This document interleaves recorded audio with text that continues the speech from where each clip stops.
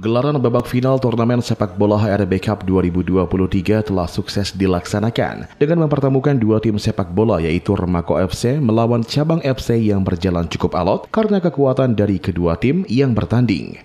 Menghabiskan dua babak pertama hingga babak pertambahan waktu dengan skor imbang 1-1 dan ditutup dengan kemenangan tim Remako FC lewat adu penalti.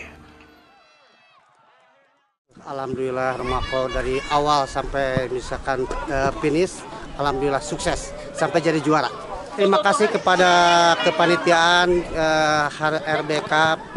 Kita mungkin kedepannya akan lebih meriah warga Caringgumbang.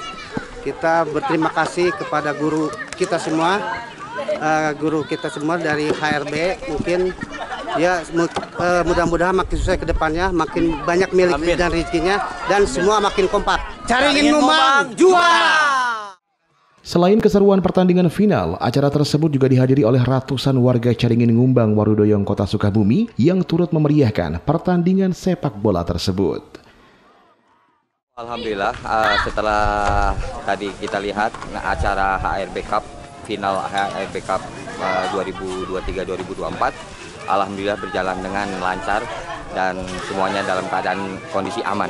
Untuk warga Caringgumbang ketemu lagi di HRB tahun depan. Sementara itu, keluarga besar inisiator turnamen sepak bola HRB Cup merasa senang dan berterima kasih kepada seluruh lapisan masyarakat yang terlibat dalam mensukseskan kegiatan turnamen HRB Cup 2023 ini. Semoga kegiatan ini bisa memotivasi kekompakan bagi masyarakat, khususnya dalam berolahraga. Alhamdulillah, senang lah gitulah.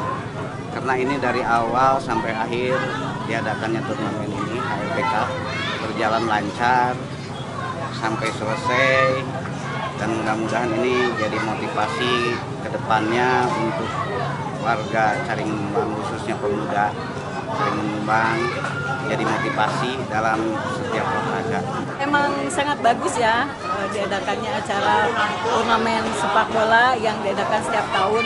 Bagus, pokoknya puas banget. Makasih banget buat warga Caringgumbang yang udah berpartisipasi dalam rangka turnamen sepak bola HRB Cup. Selamat kepada para juara HRB Cup 2023. Sampai ketemu di tahun depan. Dari Kota Sukabumi, tim liputan MGS TV melaporkan.